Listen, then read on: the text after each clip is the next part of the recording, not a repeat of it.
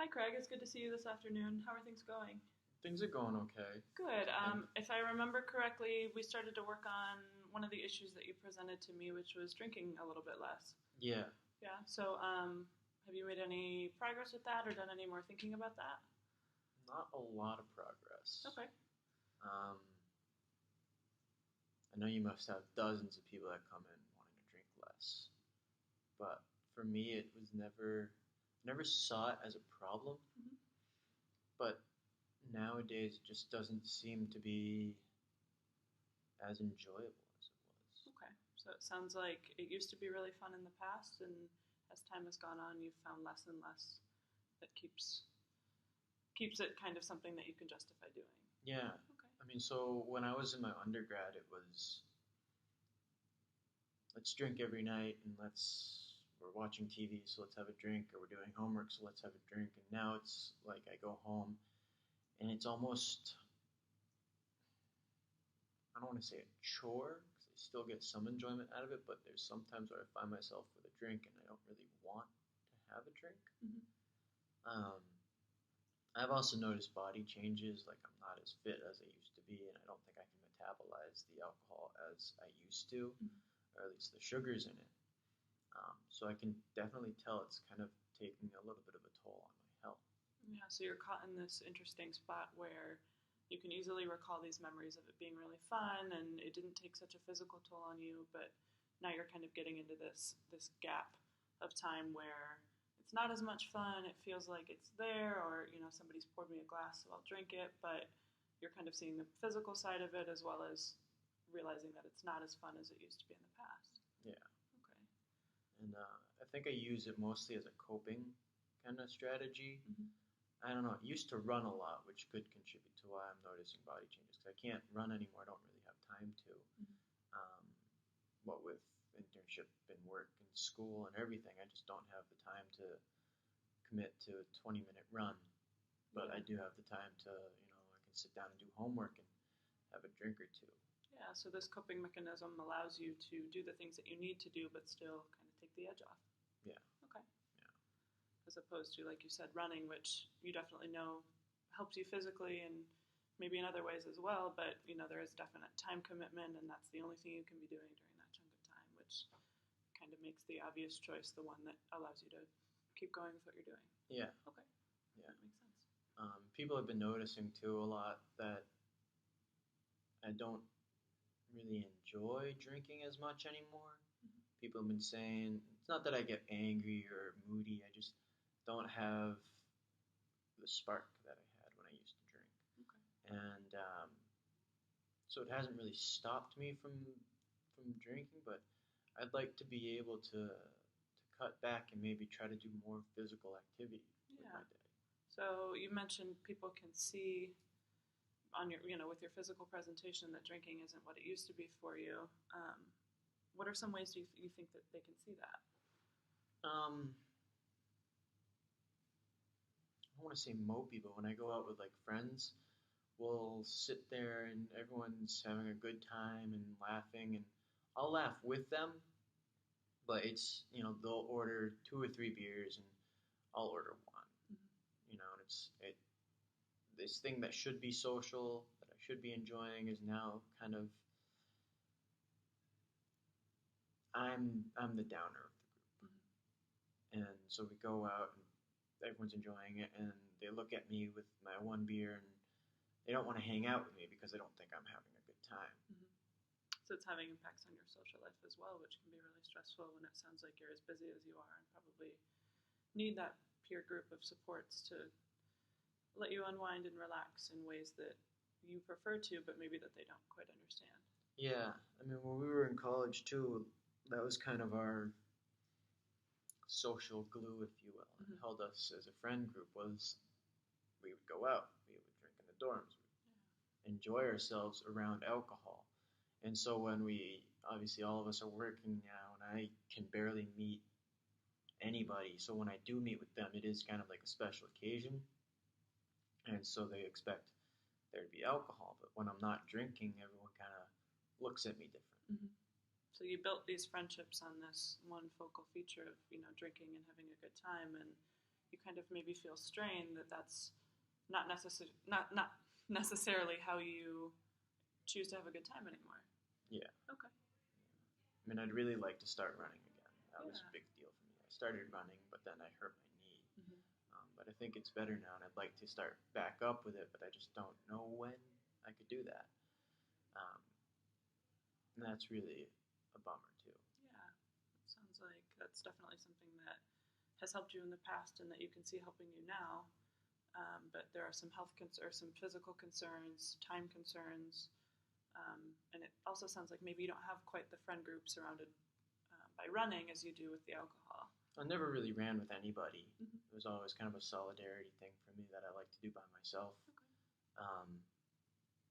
which I could do, but I feel almost like I can't even do that because I need to be texting this person or on the phone with this person. So it's kind of picking and choosing what I want to do and when I want to do it.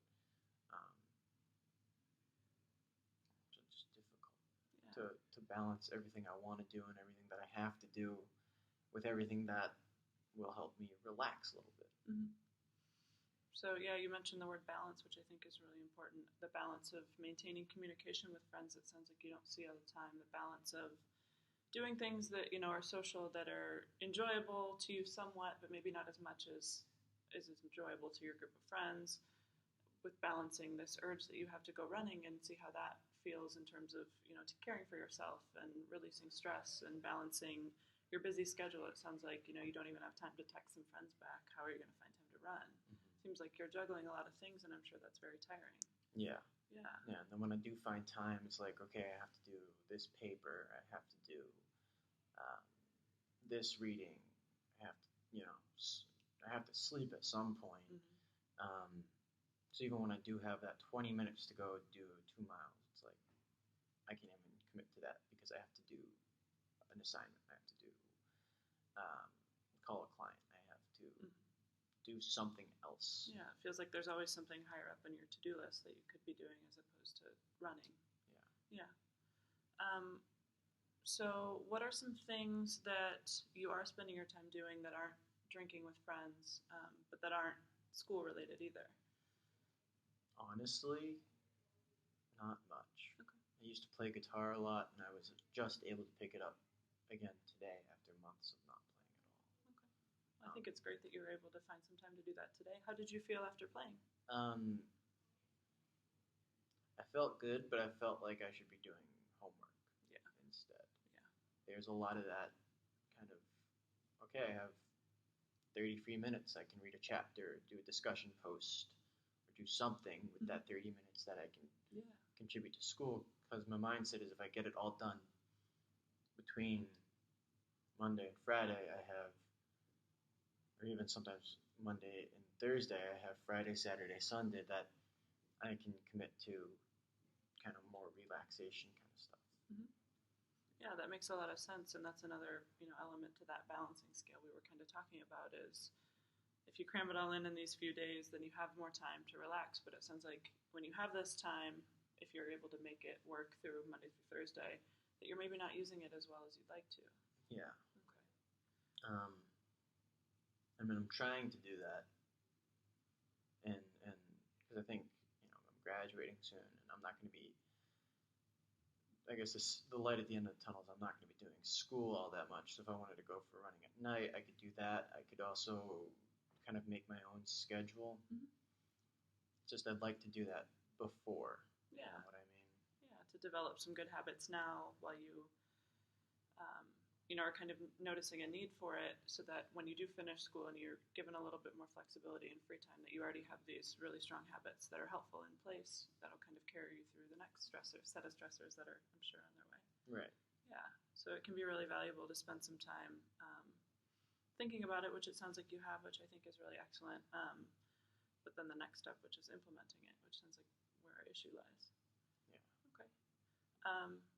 So you mentioned having the weekends off as being a priority to you, even sometimes 3-day weekends. But then you also mentioned that when you do have this free time, you're not using it as productively as you'd like to. What are you doing on the weekends? I work. You do work. So okay. I work in retail, Mm-hmm. and so when I I'm lucky enough to kind of make my own schedule there too, Mhm. but there's pressure on them because I do work there so few hours that it's Right. like, okay, I have some extra time, I could be making money. Mhm. Um, so I don't, when I do have the free time, it's like, okay, time to go to work and Yeah. do Another one of that. those things that you feel like you have to do that kind of continues to put running or spending productive social time with your friends farther down the list. That can be Yeah. really difficult to feel like there's something you definitely want to do, but to know that there are other things that you feel like maybe you have to do. Yeah. So the difference between wanting and having to do something can be really confusing and really hard to justify spending time doing one of the want to things as opposed to one of the have to things. Yeah. Yeah. It's a lot. Yeah, it sounds like it for sure. Um, so one of the things that you had kind of talked about was, we started this conversation with the discussion on drinking less. It sounds like really the need is to find a better way to spend your social time. Drinking's not really doing it for you. It's not really as fun of a social activity as it used to be. You have really good ideas in mind about how to increase the time that you do have, the free time that you do have, in more productive ways that you think will be beneficial for you. And really, what I'm kind of curious about is, you presented with drinking less, and it sounds like you understand that that's not where the issue really is. It's just maybe an issue with the friend groups that you have, that are centered around this drinking thing. It sounds like the drinking level isn't necessarily the issue. It's just that self-care might be at the center of all of this. Mm-hmm. And so it feels like, you feel like in order to self-care, you hang out with friends, and that's what they want to do. So I was curious to hear your thoughts on ways that you take care of yourself with and without friends. It sounds like friends are really important in this whole cycle here.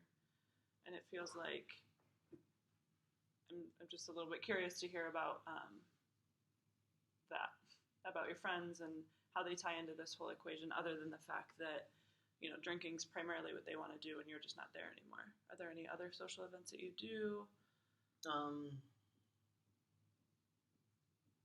Most of that would be, I guess, around my family. Okay. We go to dinner, or we'll go celebrate holidays here and there. And like I said before, the drinking is like the coping mechanism, I guess, for the stress. Right. And I guess just trying to find something else to do instead. Sure. Where, when I drink, it's just so easy because it's like I can do anything else while I'm doing it. Like we talked about. And I could go home and pour myself a glass, Yeah, whatever. for sure. So when I think about, what I could do socially, I've been drinking socially for so long, it's kind of hard to think of doing anything socially without alcohol. So it's almost like alcohol is a little bit of I hate to use the word crutch, but that's maybe one of the primary things you think of when you think of being social. Is this something that you do with your family as well? Yeah. Okay. So, like, we go out to dinner and we order alcohol. We go out to my grandmother's house and there's always wine. Mm-hmm. There's never not alcohol. Yeah, so this is kind of a focal point in all the social aspects of your life, which can kind of put a strain on those relationships, and then, a strain on you individually as somebody who maybe identifies that this isn't the best coping mechanism for their stress. Yeah, and it's not like a craving for it. Like, when I go out to, like, my grandparents' house, I don't feel pressure to drink like I do when I go out with my friends. Sure. I feel that it's more like, okay, it's there if I want it. Okay. And if I don't want it, I can talk with whomever else is there.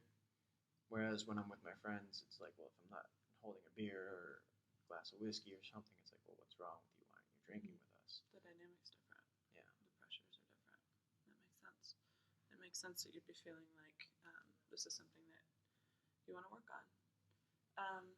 So you mentioned stress and you use the word coping mechanism. Do you have any other things that you know that you lean on to cope with stress? Let's say, for example, alcohol is taken out of the equation for whatever reason.